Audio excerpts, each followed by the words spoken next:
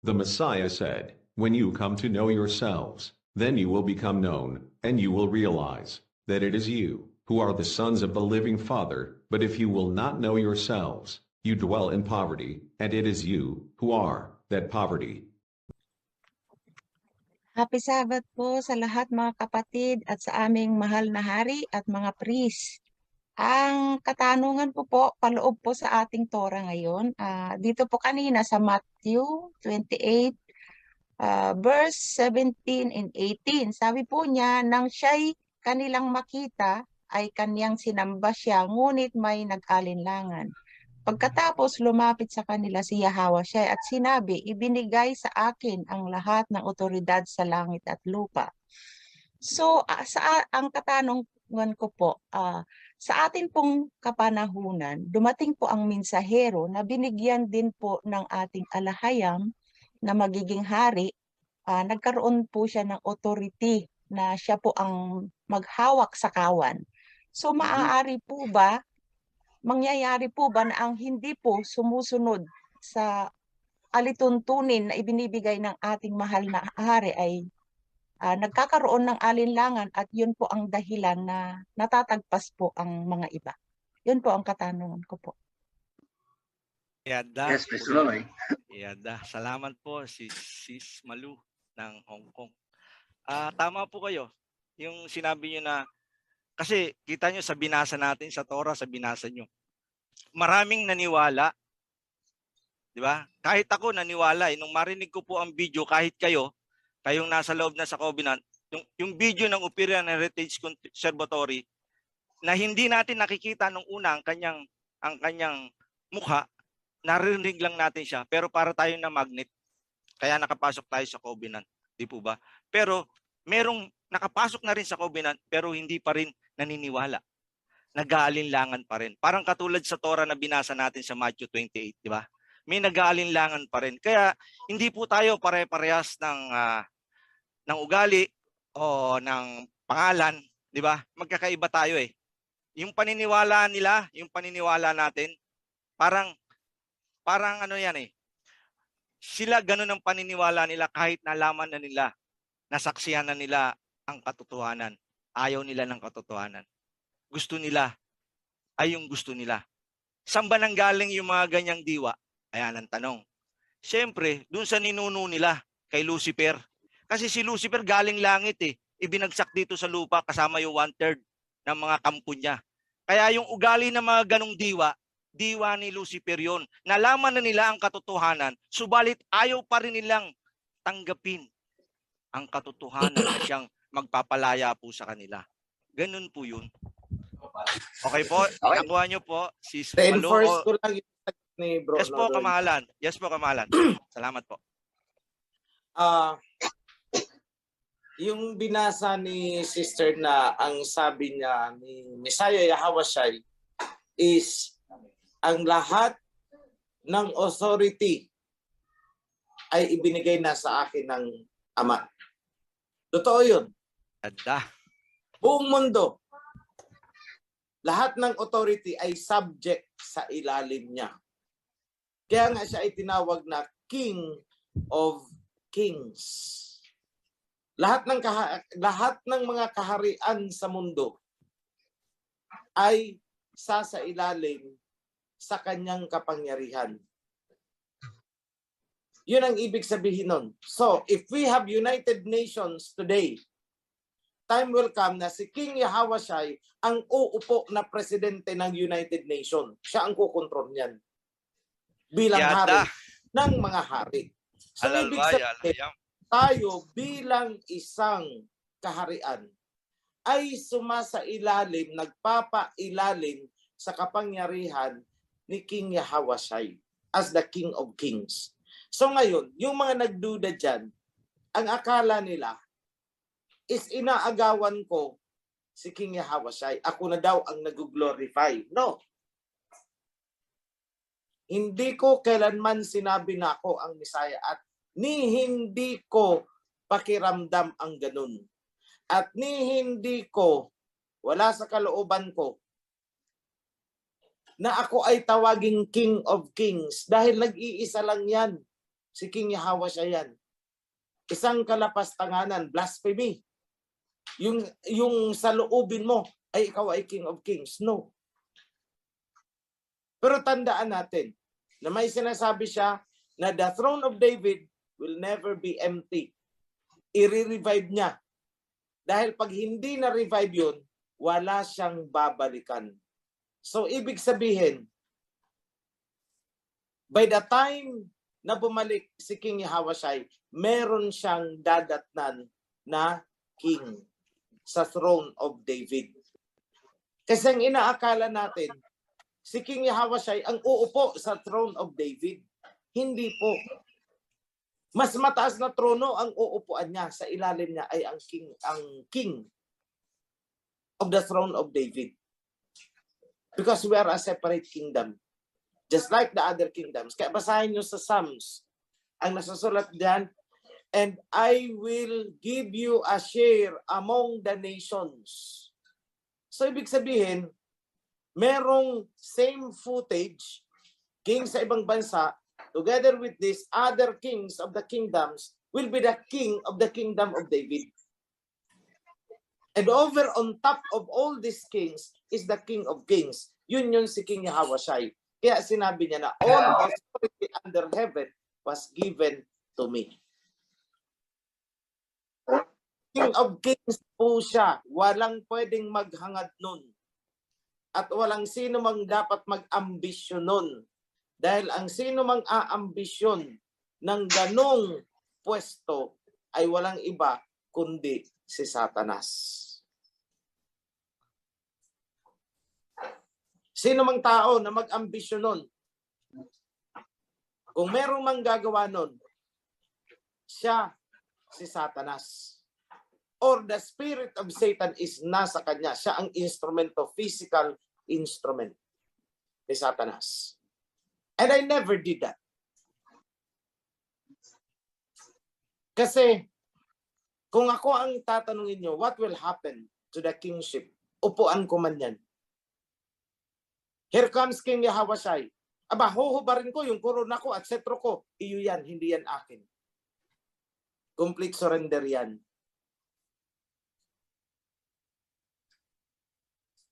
So yun ang hindi naintindihan ng iba. At hindi rin nila naintindihan ang revelation. Lalo na itong the 4 horsemen, hindi nila naintindihan yan. Si King Yahawashi, binuksan niya ang seal. At nung binuksan niya ang seal, lumabas ang unang rider nakasakay sa puting kabayo. Sa rider ng puting kabayo na yun, a crown was given. Pansinin ninyo, 4 na riders. Pero isa lang doon ang binigyan ng corona. At pagdating ninyo sa Philadelphia, sa Revelations chapter 3, mababasa nyo rin doon, pag-ingatan mo ang iyong corona, yung binasa kanina, para walang kumuha nito, walang sumungkit. Panghawakan mo. So noon maling-mali yung sinabi ko noon. Sabi ko, kung interesado ko, inyo na. Kayo na ang magsuot ng corona, kayo na ang mga siwa, kayo na ang mamuno sa OHC. Mali pala. Kasi ngayon, kung akong tatanungin, granting that there is the physical crown,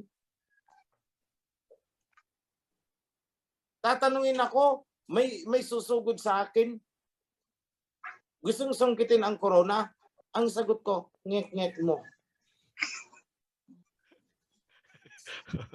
Alam ko kasi ang utos sa akin panghawakan mo ang iyong corona para walang umagaw dito. Bakit ko ibibigay sa'yo? In layman's term, ilang taon ang itiniis ko para dyan. Kung yan ang pag-uusapan. But no.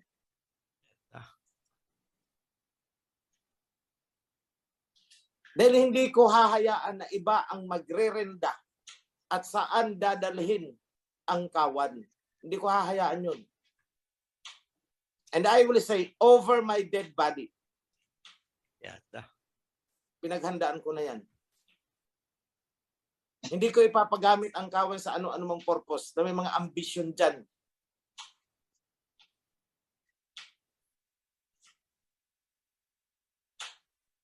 That will never happen. Dahil ang sabi, panghawakan mo ang iyong corona para walang umagaw dito. Sino ang tinutukoy? The first man, dahil siya, the first rider of the white horse. Dahil siya ang binigyan ng corona. At sino ang nakasakay sa kabayo? O imagine niyo ang mga mensahero, di ba sumasakay sa kabayo? Yada. Dala ang mensahe. At ano ang dinala ko sa mundo? Covenant. The covenant. Back to covenant. Yan ang aking, imagine niyo may hawak akong megaphone. Balik kayo sa covenant. Yada. That's what I did. At wala sino man sa buong mundo, ilang bilyon ang tao sa mundo. Ni isa, walang nagturo ng kahalagahan ng covenant na dapat nating balikan. Lahat sila ay nagtayo ng mga sekta-sekta upang magpayaman sa kanilang mga sarili. I never did that. So yung mga nanira sa akin, ako'y namumuhay daw sa karangyaan, unang-una, hindi pera ng kawan ang ginagastos sa aking tinitirahan. At ang purpose ay hindi para mamuhay ako sa comfort living. No. Security po. Dahil ayaw ko itong tanggapin. Kaya lang ang malaking issue is security. Right now, as I talk, may security threat sa akin. That's why hindi ako makapunta ng Kasili. Dahil may gusto nang sumuot ng corona, wala pa nga eh. Ginagawa pa lang sa Japan ang corona. Ginagawa pa lang sa Japan yung setro. Ay aba, kaya na. Halalwaya, alahayam. Yada. Eh sa totoo lang, hindi po ako nag-ambisyon yan. Hindi ko inambisyon yan. Ikaw kaya ang magsunong ng corona na 6 na kilo. Sige, imagine niyo 6 na kilo nakapatong sa ulo mo. Oo nga, ginto yan, pero ang bigat niyan eh. 1 oras pa lang, masakit ang batok mo yan eh. Para kang nagsusunong ng ewan, no?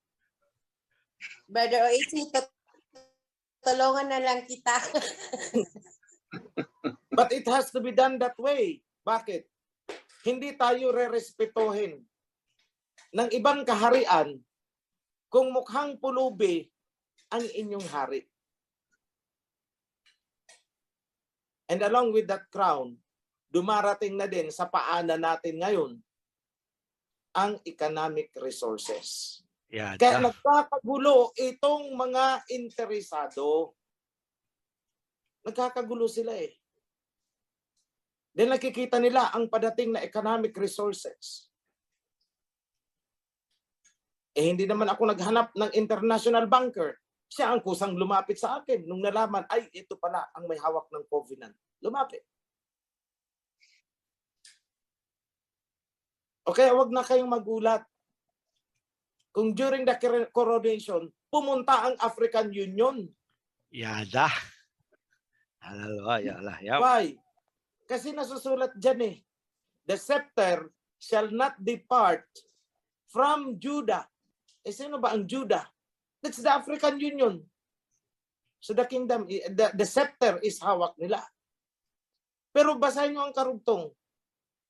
The scepter shall not depart from Judah until the one to whom it belongs comes. Sino ang dapat humawak ng scepter? Eh di yung binigyan ng corona because crown and scepter ay magkasama yan. So hindi forever na ang scepter or the authority of the king ay nasa tribe of Judah. It will be transferred to somebody else outside of the tribe of Judah.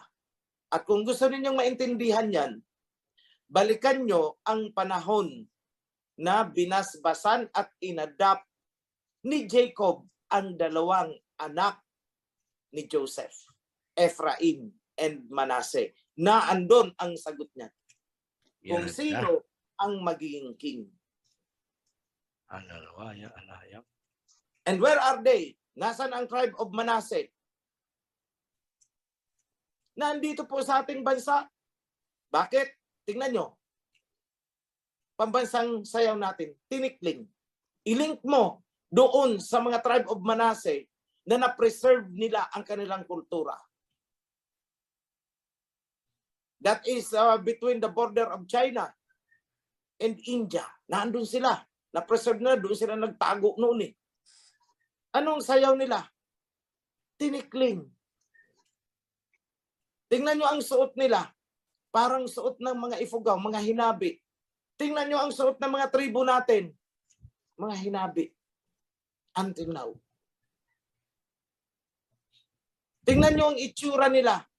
Kamukhang kamukha natin. Pag tumabi kayo sa kanila, wag lang kayo magsasalita, hindi na natin ma-distinguish kung sino ang Pilipino at sino ang hindi. Salita lang ang nagbago sa atin.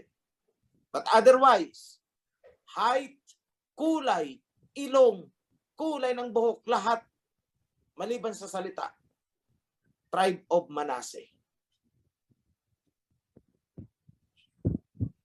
Doon lalabas ang king. At alam yan ng tribe of Judah na hindi forever sila ang may hawak ng setro. O lahat ng itong mga revelations na sinasabi ko sa inyo, hindi alam yan ng mga sekta-sekta dyan. Kaya nga, hindi nila pinagpursigihan ibangon ang kingdom eh. Kasi hindi nila alam talaga. Kasi wala sa kanila ang covenant. Kasi wala sa kanila ang spirit of the covenant. Kaya hindi nila alam.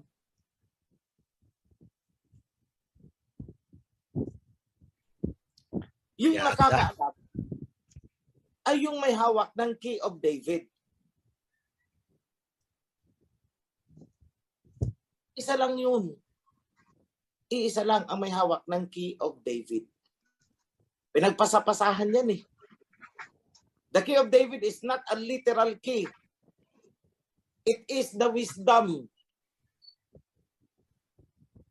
And along with that wisdom is the authority given by Alahaya through the covenant. So pag binitbit mo ang covenant, yun ang magko-confer sa'yo ng authority.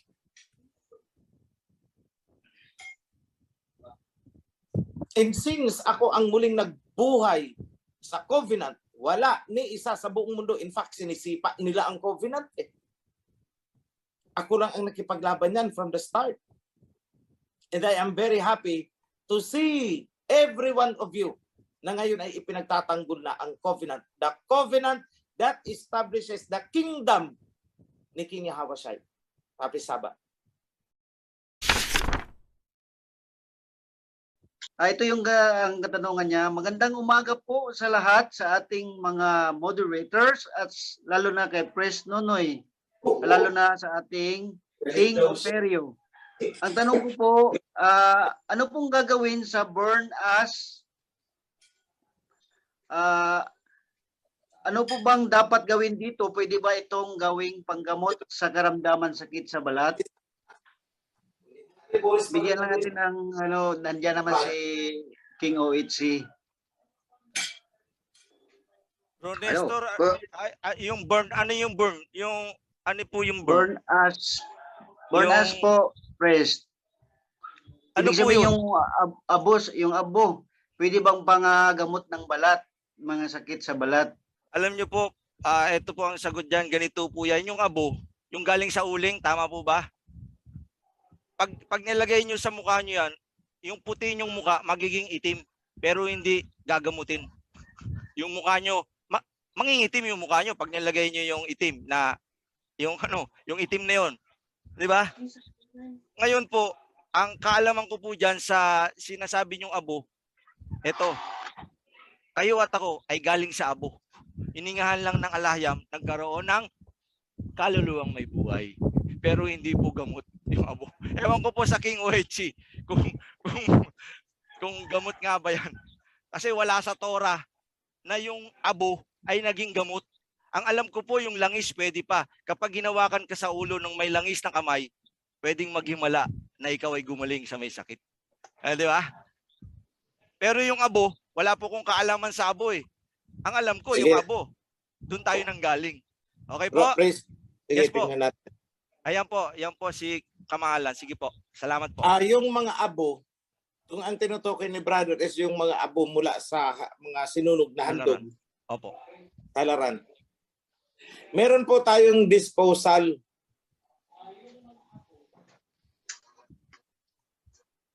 naputol ba ako?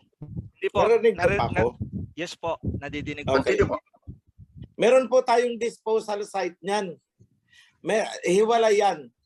Merong disposal para sa defiled items, may disposal para sa holy items. Depende sa sinunog. So, wala rin akong nabasa na ginamit na panggamot yun. Pero in line with the modern research, yung ash, itong abo, o kasama yung charcoal, pwedeng gamitin bilang detoxifier. Kaya nga meron tayong kapag ikaw ay nalason, yung tinatawag na activated charcoal. Yung abo pwede ring gamiting disinfectant. Tsaka mo ilalagay mo, din huhugasin mo pag wala kang sabon. Pero dapat yung abo na malinis, gaya ng abo ng sinunog na palay. Yung di ba yung ipa, sinusunog sa likod ng mga mulinuhan, pwede po yun. Kung wala kang magagamit na antiseptic, kung may povidone iodine ka dyan, may hydrogen peroxide ka, di yun ang gamitin mo. Huwag ka nang magpakahirap paghanap ng abo.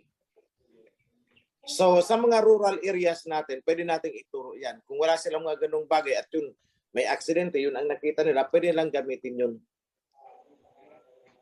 So may pinapagawa actually akong research sa Ministry of Health natin, mga first aid. In the absence na wala kang kagaya ng sinabi ko last time. Halimbawa, may nasugatan, na itak, ganun. Nasa liblib na baryo. Pagpunta sa pinakamalaking tindahan doon, which is parang sari-sari store, may rabing alcohol po ba kayo? Wala po. May betadine kayo? Wala rin po. Anong hahanapin mo? Meron po ba kayong gin? Yung marka na andun yung may sungay-sungay, meron ba kayo nun? Pag sinabing meron, pwede po. Kasi alcohol po yun. Disinfectant. Kung wala, anduay, ibuhos mo. So balikan nyo, ang The Good Samaritan, anong ginamit? Di ba alak, pinanghugas sa sugat? Yada. So yan lang po. Ang sagot ko doon tungkol sa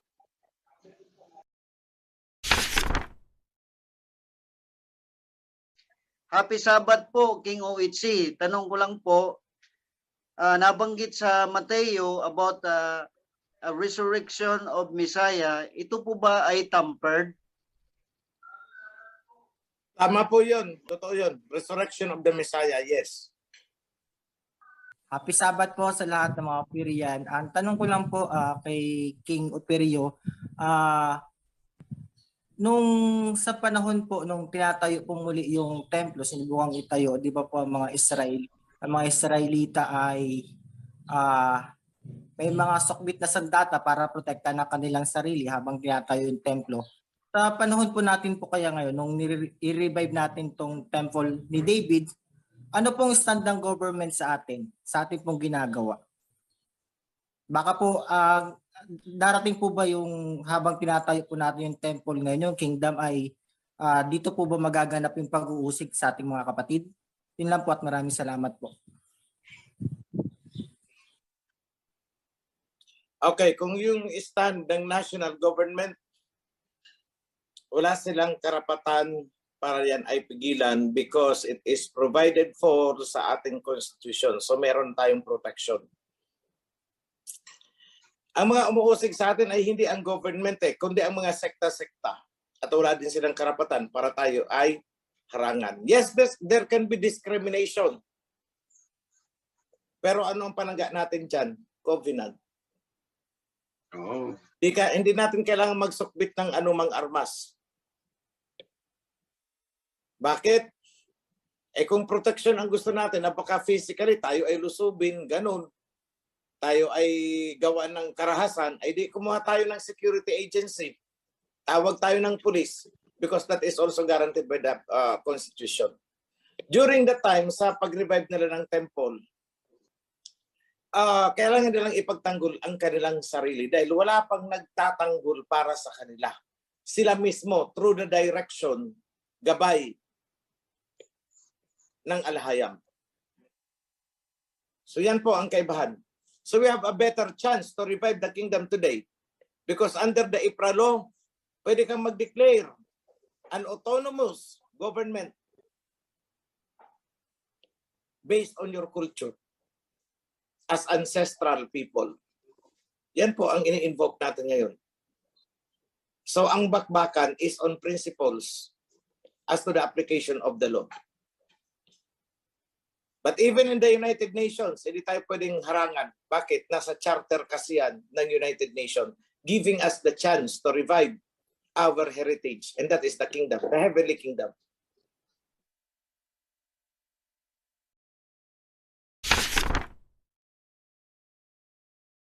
Mapagpalang hapon po sa ating lahat. Happy Holy Sabbath Day. Lalo na po sa ating mahal na hari at sa mga moderators. Dito po ako kuha sa aking katanungan, sa aking babasahin. May pong papahintulutan sa Daniel 9 verse 27. Ang haring ito ay gagawa ng isang matibay na kasunduan sa maraming tao sa loob ng isang linggo. Pagkaraan ng kalahating linggo, patitigilin niya ang paghahandog. Ilalagay niya sa itaas ng templo ang kasuklam-suklam na kalapastanganan. Mananatili ito roon hanggang wakasan ng alahayam ang naglagay nito.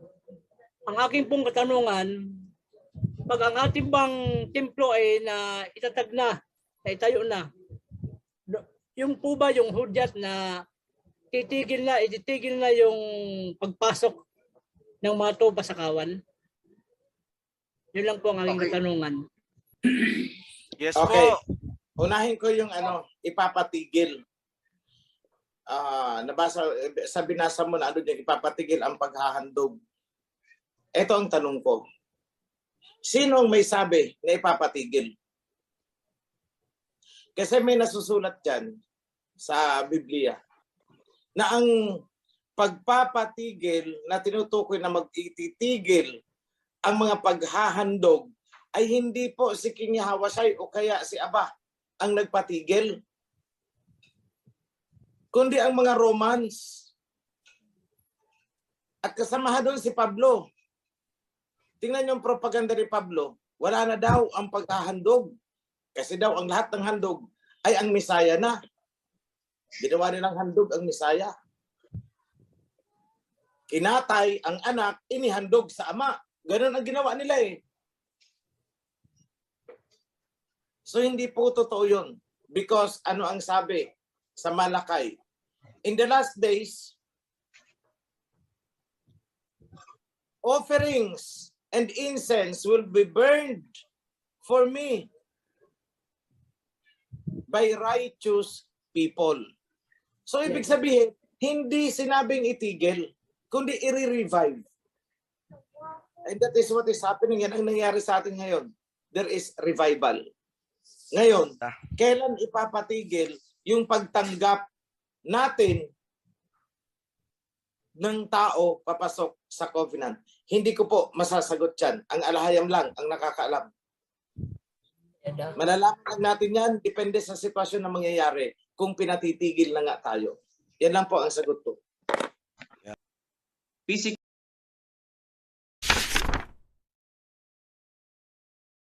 po ba babalik ang Misaya or spirit lang? Salamat po mga kapatid. Okay. At yung isa pa po kay Bro Don Soba, basahin ko na po. May tanong po ako sa mahal na hari. Sana po ay maipaabot ito. Noon pong panahon ng Old Testament hanggang sa panahon ng mga Maccabees. Yes po. Sagutin ko muna yung unang tanong para hindi matabunan. Ay, okay po. Sige po. Aming mahalari. Yung tanong is, physically ba darating ang Misaya? Opo. Yun ang Opo. tanong. Baka ibig niyang sabihin is, literally ba na darating ang Misaya? Kasi pag sinabi natin physically, ang Misaya po is nasa spirit body na. Wala na po isang physical na katawan na kagaya ng physical natin na laman. Wala. Okay. Although, kung gugustuhin ng Misaya na makihalubilo sa atin gamit ang physical na katawan na pwede nating hawakan, hindi naman imposible sa kanya yun. But right now, he is a spiritual being. No flesh, no blood.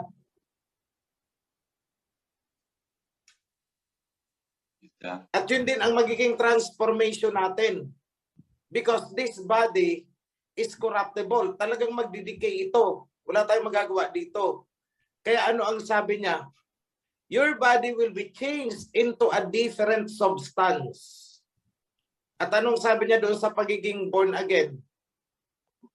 No blood, no flesh can enter the kingdom of heaven. So anong meron tayo ngayon? Heavenly kingdom. Pero hindi pa tapos ang proseso. Sa pagbalik ni King Yahushua, upon proclamation of the kingdom, na i-accept niya na as His kingdom, we will be transformed into a no flesh, no blood. Para tayo ay umabot doon sa sinasabing, you will be alive, buhay kayo to eternity. Alam naman natin na itong flesh natin ay walang kakayahan para mag-eternity. Nakuha niyo po? Yes. Po, po, manari. So, second question. Ano yung tanong? Noon pong panahon ng Old Testament hanggang sa panahon ng mga Maccabees, wala pa pong synagogue. Pero pagdating sa mga aklat na nina Matthew or sa Four Gospel, may synagogue na po. Tanong ko lang po, ano po ang purpose ng mga sinagogang ito at sino po ang nagtayo nito? Mga Israelites po ba? O yung mga nanakop sa kanilang mga Greek at Romans? Salamat po. Yun po aming Okay. Okay. Yung structure na tinawag sa New Testament na synagogue ay existing na kahit noon pa. Ang tawag dyan ay tent of meeting sa Old Testament. Sa New Testament, tinawag na synagogue.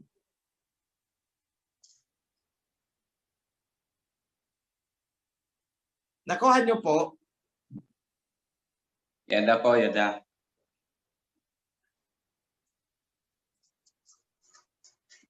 So existing na po yan, iba lang ang tawag noon. Tent of meeting ang tawag noon.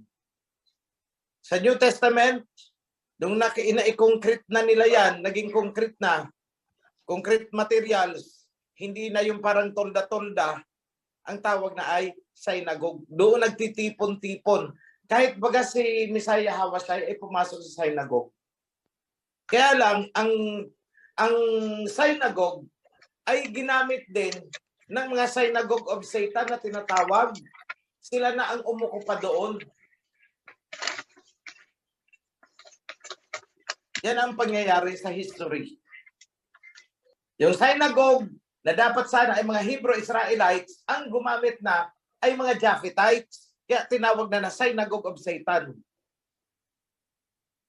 Pero yung building noon na pinasukan nila ay yung pa rin naman. So when we think of the synagogue, maganda siguro wag yung isipin na yung literal na physical na building, but rather yung occupants. Yun ang tinutukoy dyan. Kasi kahit ngayon, may synagogue of Satan dito sa atin sa Pilipinas, sa Ophir. Yung Kalupunan, ng mga kung ano-anong sekta. Anong tawag dyan? Sinagoga. So it's not the literal building. Pero nung panahon na yon, kung babalikan natin ang panahon ng nila Moses, meron silang tinatawag na tent of meeting, which is counterpart in the New Testament, tinawag na synagogue, nung naging concrete na ang building. So yan po ang sagot ko dyan. Ang tanong ko lang sa ating mahal na hari, sino ba ang sumulat ng Hebro sa Biblia? Kasi may nagtanong kanina yung sisi kanina sa Mindanao na yung paghahain ay itinigil na. Kasi baka yun ang pinagbasihan niya, yung sulat sa Hebreo. Kasi ang sabi doon sa Hebreo 5, Kapitulo 9, na may isang sabat na lang ang natitira para ipangilin. So wala, pinagliban na daw yung mga handog. Baka doon natuwa. Ang tanong ko lang sa ating mahal na hari, kung sino ba ang nagsulat ng aklat ng Hebreo. At yung pangalawang tanong ko sa ating mahal na hari, tapos na ba yung ating Biblia? Yun lang. Maraming salamat. Kung tapos na ang Biblia, hindi pa. Sinagot ko na yan kanina. Nasa Psalms kami. So I'll go to the other side. Part ng Acts ay sinulat ni Pablo at ng mga kasamahan niya. At part ng Hebrew ay sinulat ni Pablo at ng mga kasamahan niya. Kaya sa ilalabas nating Bible, tad-tad ng annotations yung part ng isinulat ni Pablo. Mapapansin niyo yan kasi may wara-wara ng kasi kung papansin niyo, straightforward ang pagkakasulat ng totoong bahagi. Pero pagdating doon sa part na, teka muna, parang lasing na pinaiikot-ikot ako, si Pablo na yan. So historically, ang nagpatigil po ng paghahandog ay ang kampon ni Pablo, hindi po ang mga Hebrew. Yan lang po ang masasabi ko, historically. Nung sinakop nila ang Jerusalem, that is the time na tumigil na. Kasi nga, nawala na ang mga Levites. Ang umuukupa na sa temple ay hindi na Israelites. Kumbaga dito sa ating bansa, kung dati ang naandyan sa mga simbahan, mga katedral, ay ang ating mga ninuno, mga Ophirian, pero nung dumating ang mga Kastila, pinalaya sila at sila na ang nagmimisa-misa doon. O ganyan, sila ang mga Damaso. Ganyan po ang nangyari sa kanila doon. So adulterated po. Dahil ang sabi diyan, ang paghahandog is gagawin from generations to generations. Kung pananaigin natin ang salita ni Pablo at saka itong nasa Hebreo, eh di sinungaling pala ang ama noong sinabi niyang gawin niyo ito from generation to generation saan man kayo makarating. Repeatedly, nandiyan sa Old Testament. Okay, so I hope that answers the question. Go ahead, Tanong ko sis. po is, direkta po kay King OHC. Kasi po, sa almost 1 year na po ako dito. So ngayon po, napaka-clear na sa atin na ano po tayo, one voice, one command from Abba Yahweh through King Yahweh Shai, sa inyo po, sa mga CC, ACL, CL, at sa mga officers. May nagtatanong po kasi sa akin, sana po walang ma-open. Alam naman po ni King OHC na ako, Aklesa. Tinatanong po nila kung ano daw po ba ang papel ng kawan. Yung member po, kasi po one voice, one command tayo. So parang ang lang nandun sa bottom line is, nandun sa officers ang dulo. Ang tanong po is, ano po ba ang papapili ng kawan? Special po ba sila? Kasi sabi ko sa kanila, special kayo. Kasi pagsisilbihan namin kayo. Tama po ba yun? Hello po. Yes. Ano ang papel ng kawan? Actually, kung naiintindihan nila ang covenant and laws, hindi nila kailangang itanong yan. Opo.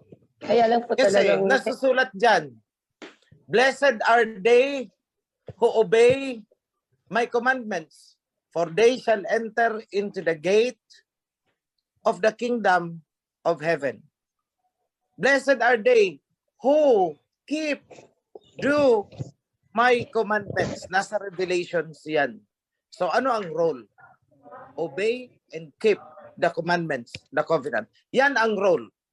And kapalit ng pagsunod sa covenant, ano naman ang pangako ni King Yahweh? All these things will be added unto you. Isa pang napakagandang sagot. I will give you the crown of life, eternal life. Ano pang isang kapalit? Sa temporal na konsepto. Nandun sa Deuteronomy 8:18. Pakibasa ang Deuteronomy 8:18. Any priest, you can use King James for that. Maganda ang translation nila. Para malaman kung ano ang role ng kawan. Nasabi ko na ang isa, obey the commandments. Yan ang role natin. Wala naman tayong magagawa eh. Tagasunod. And in return, kapalit ng pagsunod, na andun ang pangako. Deuteronomy 8:18 at ang iba nasabi ko na, the eternal life. Please no use King James. Yes po, yes po. Please. Sa Tagalog po, sabi po dito sa King James Version, ito po ang sabi. Deuteronomy chapter 8:18, King James Tagalog. Ngunit alalahanin ninyo ang Yahweh ninyong alahayam, pagkat siya ang nagbibigay sa inyo ng kakayahang magpayaman upang patunayan ang kanyang tipan na ipinangako sa inyong mga ninuno, gaya na nangyayari ngayon. Purihin ang alahayam sa kanyang Torah. Iyada. Yan po. Salamat po. Deuteronomy 8:18. So ano ang role? Tagapagmana ng kayamanan. Bakit tagapagmana? Kasi yun ang covenant. Bahagi yun, I should say, ng covenant. So kailangan nating sumunod bilang tagapagmana at bilang bahagi ng kingdom. So ganun lang naman simple kung sasagutin ko ng straightforward yan. Obey, bind yourself to the covenant, obey the commandments inside the covenant. Kapalit noon, yan, binasa ni Bro Nonoy, and ang iba sinabi ko na kanina, you will be given the eternal life in the kingdom. So I hope that answers the question, Sis Raquel. Palang oras po sa lahat mga kapatid. Dinig po ako. Yes, go ahead. Okay. Opo. Habang nakikinig po ako sa mga kasagutan sa mga naunang tanong po, parang may nag-pop up lang po sa aking isip. At gusto ko pong malaman mula po sa ating Bro Oitzi, ating mensahero at ating hari, kung yung bang panahon na dumating si ating King of Kings, Messiah, Yahweh, ay doon po ba mangyayari yung sinabi na mapapalad yung mga mapapasali sa unang pagkabuhay na maguli o yung pagbabago ng katawan sa maluwalhati?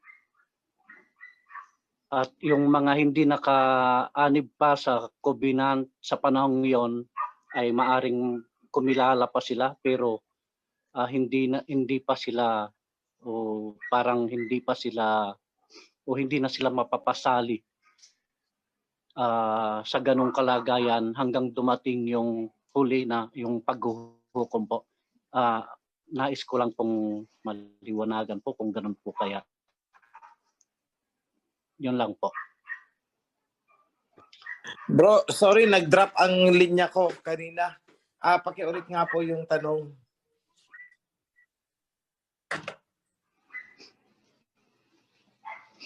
Opo, Bro Oitsi po.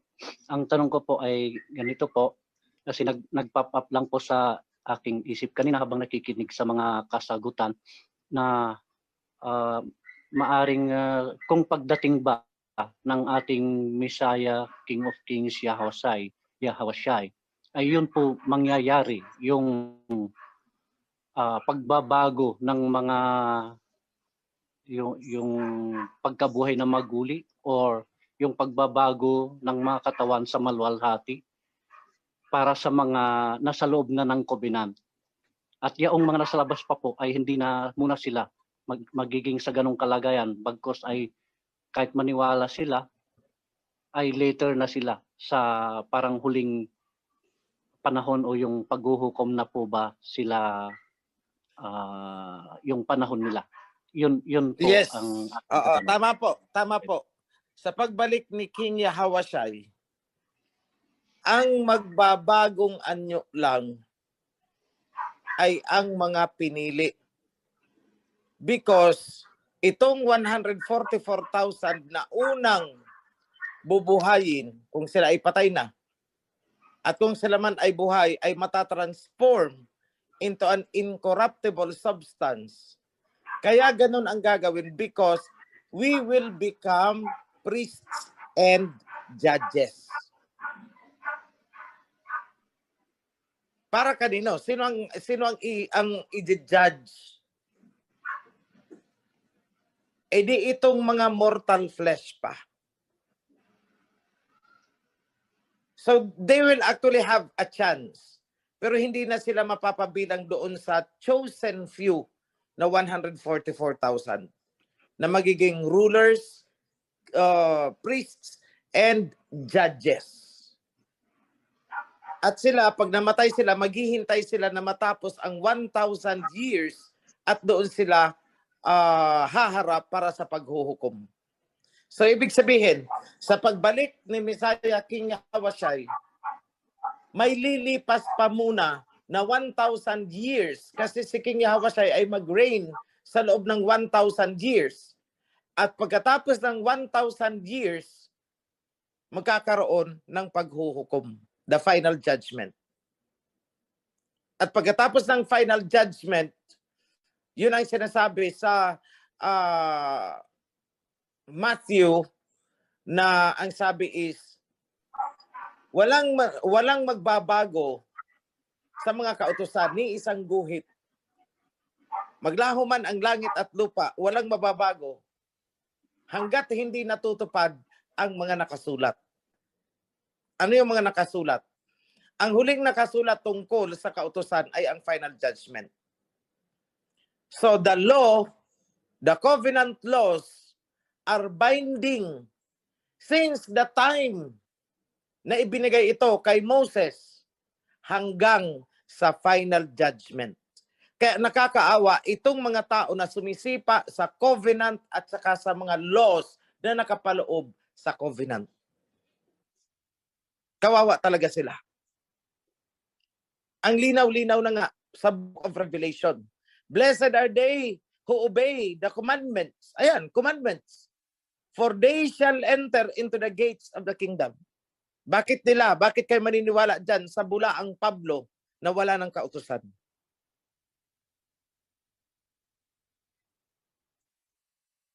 So yan lang po. I hope I answered the question and with addition yung tungkol sa kautusan. Tama po yung sinasabi mo, bro.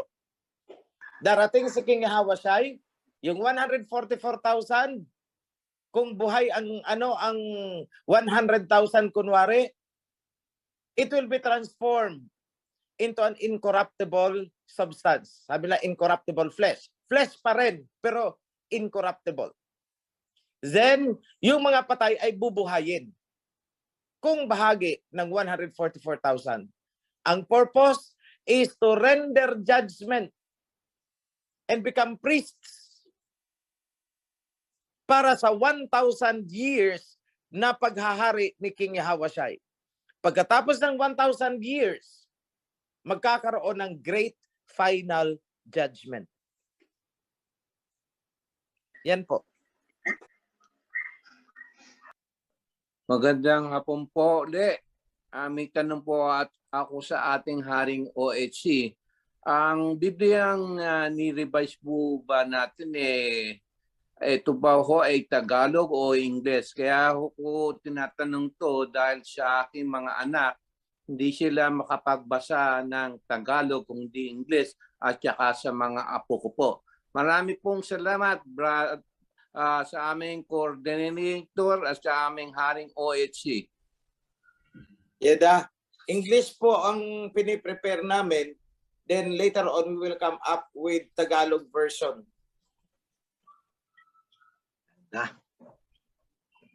English po ito. Marami pong salamat. Welcome, bro. Opo. Tanong lang po namin, kasi marami na rin, kinulit na lang po namin yung tanong namin doon sa incorruptible flesh. Una meron pong bang gender pagkatapos noon, nung mabuhay tayo, patuloy pa rin po ba yung reproduction ng sangkatauhan? At saka mag-aasawa pa rin po ba yung mga tao sa kabilang buhay? Yun lang po yung tanong namin. Okay. Bro. Hintay lang. Okay. Narinig din ako. Opo. Ang siguro Opo, ko, ang pinakamagandang itanong mo, pa rin ba? Yun po. Opo. Yun po. Direkta, mas madali tayo magkaintindihan. Yes, yes. Opo, tama. The answer is no. No more. No more. Kasi hindi na kayo manganganak eh. Wala man partido doon, walang doktor, walang hospital. Paano kayo manganganak? And you have no flesh actually in the eternal sense, eternity. Wala na. We are a spiritual body na. Itong 1,000 years, ito yung sinasabi na tayo ay incorruptible flesh, which is ang proper translation is incorruptible substance. Hindi na po yan manganganak na 144,000 kasi nga 144,000 binigyan na ng bilang. So ang magpapatuloy sa kanilang fleshly activity na manganganak pa rin ay yung mga hindi kabilang sa 144,000. Sila ang magbubuntisan pa rin. But as to the thing, kung may male and female pa, ay answer dahil walang nasusulat sa ating kasulatan. Kung retain pa rin ba ang pagiging babae, pagiging lalaki, pero ang sabi dyan is you will be as angels. Pero pag sinabi natin as angels, may nakasulat naman dyan na angels are masculine, lalaki. Puro lalaki na. I hope that answers. Insofar as what is written is concerned, ganyan po.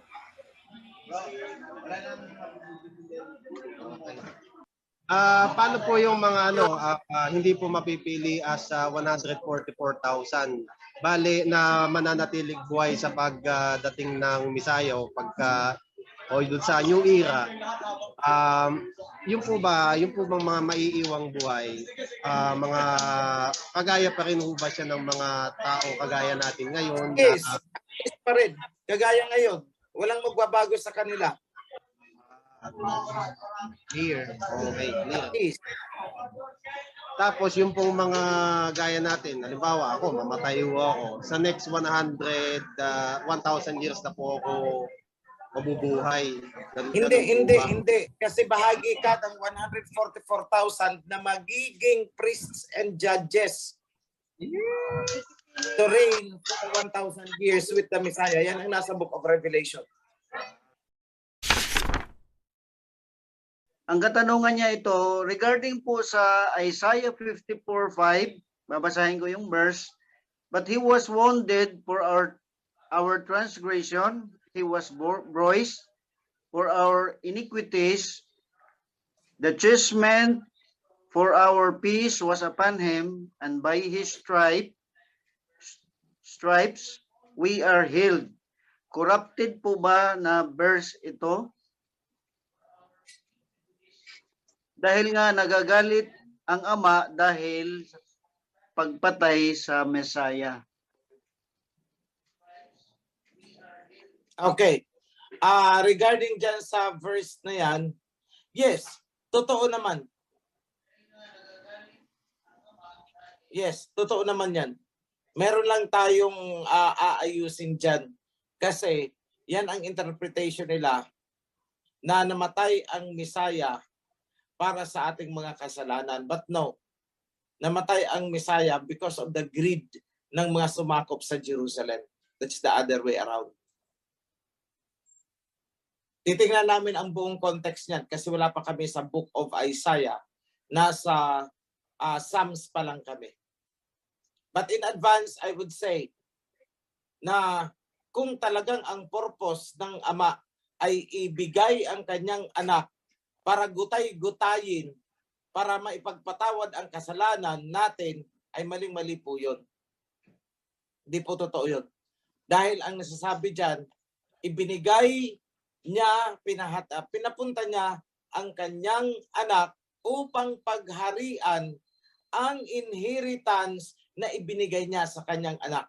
At yan din ang sinasabi ni Prophet Joel na salita ni King Yahawashi. May Jerusalem, may Israel is my inheritance. At bakit siya namatay nung pumunta siya doon? Kasi nga, nasasakop ang Jerusalem. So ang pumatay sa kanya ay sina Herodes, sina Pilato. At yan ay sinasabi sa Acts 4:27.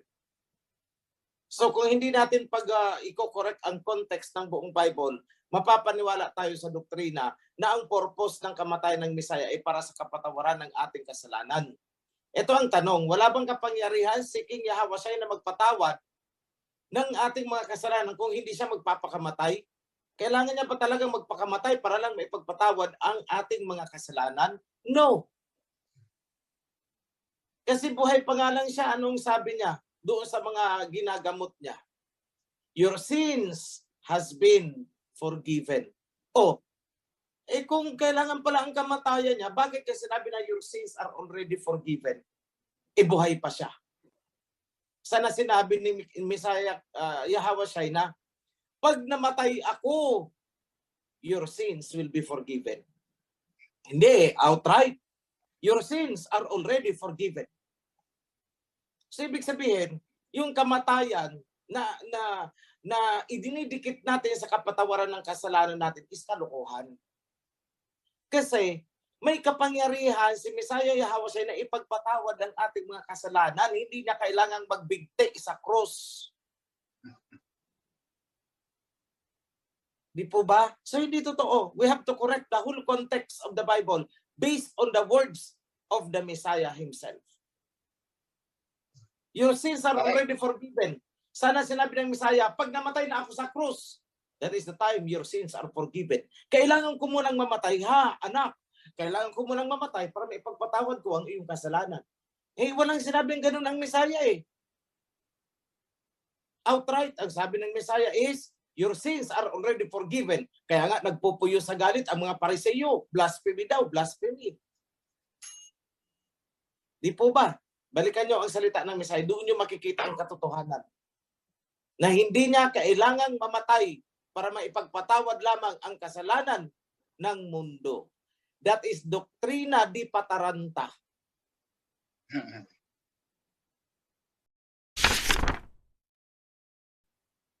Hi, good afternoon na po. Pasensya na po. Okay. Sige po, okay po.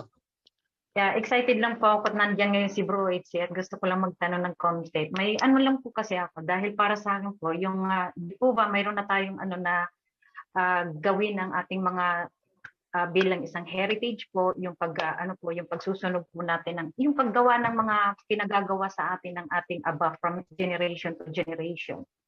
Ito po yung pagdating po ng new moon natin is talagang po natin yan na gawin.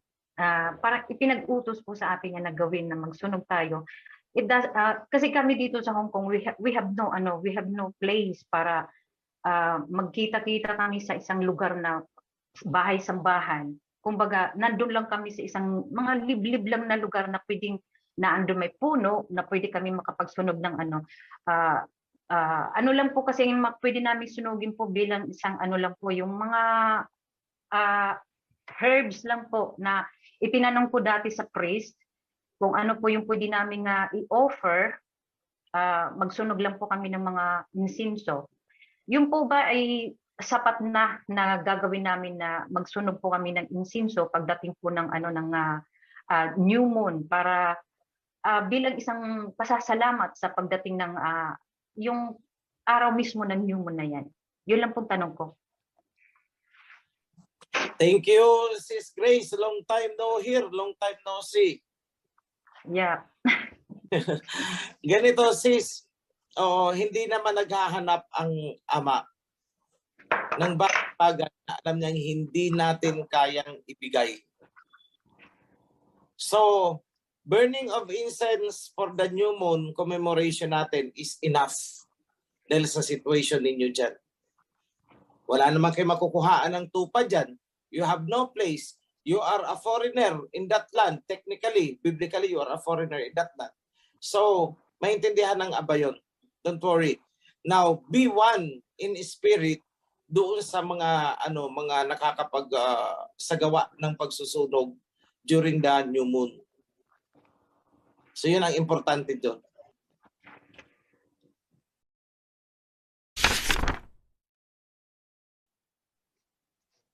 Hello Okay. po. Hello Oh. po. Magandang hapon po. Sige. Ayos, magandang hapon, Sister Eleanor. Sa ating Yes, kami. priesthood at sa ating kamahalang Haring Ofirio. Ang tanong ko lamang po, ano po yung sinasabing tubig na buhay? Literal po ba itong iinumin ng mga chosen or lahat po makakainom nito?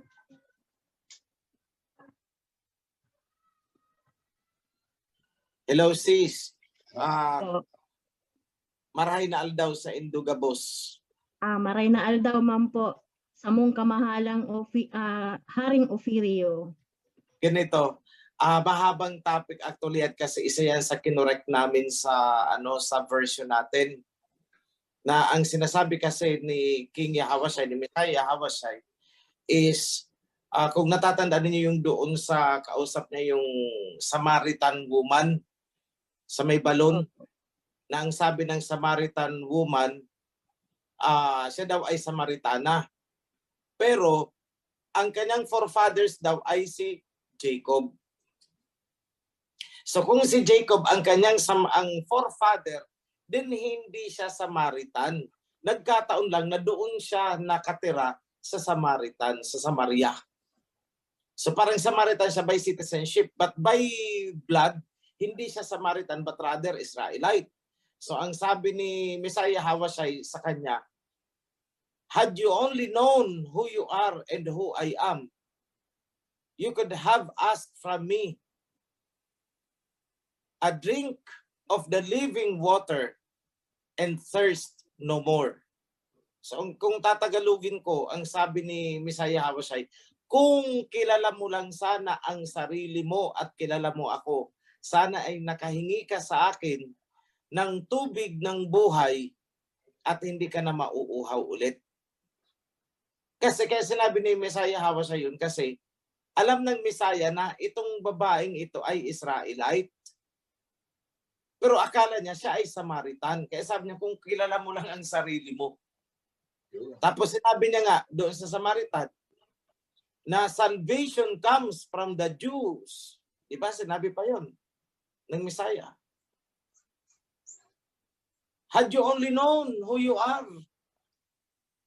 Kami alam namin kung sino ang sinasamba namin. Kayo hindi nyo alam. Kasi hindi nyo nga alam kung sino kayo. That applies to us actually. Hindi natin alam kung sino tayo. Hindi natin kilala kung sino tayo. Hindi natin alam noon na tayo pala yung mga Hebrew. So ngayon, back to the topic na tinatanong mo. The living water. Ang dalawa dyan na sinasabi ni Messiah Yahawashai, And since the Old Testament, wala pa si Messiah Hawashai sa Old Testament, ang nasusulat dyan lagi ng mga prophets ay bread of life at saka living water. Pagdating sa New Testament, nung pinakialaman na ng mga Greeks ang Bible, palibhasa itong mga Greco-Roman ay umiinom ng dugo, isinali nila na ang dugo ng Messiah ang inumin at ang katawan niya ang kainin, as symbolized by itong ginagawa natin sa Passover, which is mali. It has been revealed na ang ipinapromise ni Messiah Hawashai na I will give you the living water, ay living water. So dapat water, consecrated water ang ginagamit natin during Passover. At ang bread of life na sinasabi niya is from heaven, hindi yung katawan niya, but rather ini-associate niya sa mana. Although ang sabi niya, yung mga ancestors niya ay kumain ng mana, pero sila ay namatay. Pero dumating ang bread of life mula sa langit, sinisimbolize niya, pero hindi ng kanyang katawan. Bakit hindi yung katawan ni Messiah Hawashai ang sinisimbolize ng bread of life? Hindi yung physical flesh niya, because Messiah Hawashai is not physical flesh. Temporary lang siya na nagkaroon ng physical flesh. Pero yung bread that comes from heaven, which is sinasabi niyang ako yun, na bread from heaven, ang bread na ipinadala ay hindi physical flesh. Nag-manifest lang into flesh para makahalubilo natin. So yun ang malaking pagkakaiba doon. So living water and bread of life. Hindi blood and the body. Ginawa naman tayong cannibal nitong mga Greco-Romans na nagsulat ng Bible. Kainin ang katawan ni Kristo. O, ba? Inumin nyo ang dugo ni Kristo. Ginawa tayong mga cannibal at mga vampira. Pero pinaiinom tayo symbolically, pinaiinom tayo ng dugo. So, follow up lang po, Kamahalan. Follow up ko lang pong tanong, Kamahalan. Go ahead po. Go ahead, sis. Nasabi mo po kanina na pwede tayong uminom ng consecrated water. Paano po consecrate yung water pagdating ng mga feast na pwede nating inumin? Actually, hindi, ang ibig sabihin na pwede na tayong ganun. But rather, dapat ay ganun. Sa mga Passover, aalisin na natin itong grape that symbolizes the blood. Kasi hindi naman yun ang sinasabi ni Messiah Hawashai na I will give you the living water. Hindi niya sinabing I will give you my blood and drink my blood. Doon lang yan sa New Testament na sinulat ng mga Greeks. But from the Old Testament, kung i-reconcile natin ang nilalaman ng buong Bible, mula sa Old Testament, sinuyod namin yan. Living water ang sinasabi na inumin, hindi ang kanyang blood. We have all the supporting verses for that. Kaya kinorek namin contextually yung Matthew, Mark, at saka yung pinaiinom ang dugo. At inilagay namin lahat ng mga text mula sa iba-ibang bahagi ng Bible as reference na living water ang ipinamis niya na ipapainom niya at hindi blood. And historically, ang may tradisyon na umiinom ng dugo to the extent na yung mga gladiators now sa Roman Coliseum, pag nagilitan sa leeg, tumatalon ang mga Romano doon sa Roman Coliseum at sinisip-sip ang dugo ng mga gladiators. So yun ang ipinasok nila dyan sa New Testament. Gawain nila yun na uminom ng dugo. Historically. Biblically, lahat all over the whole Bible, living water ang ipinapainom ni Messiah Hawashai para magkaroon tayo ng eternal life at hindi yung blood ng Messiah. Yung bread of life, he is not referring to his physical body. Hindi yung physical body niya na flesh ang tinutukoy niya na bread of life. Kundi, sabi niya, the bread of life that comes from heaven, hindi physical flesh yun. Nakuha niyo po? Sabi niya, I am the bread of life that came down from heaven. Ang tinutukoy niya doon, yung siya, bago pa siya naging flesh. Kasi sa heaven, walang flesh. So he is the bread of life. And he is not referring to his flesh body. So yan po ang major changes na gagawin natin. Bread of life and living water. Laging magka-partner yan. Elsewhere, buong Bible. Kaya pagdating dito sa New Testament, biglang naging dugo at laman. Ginawa tayong cannibal at ginawa tayong vampira. That is the Greek, Greco-Roman influence there. Pinasok nila yan dyan.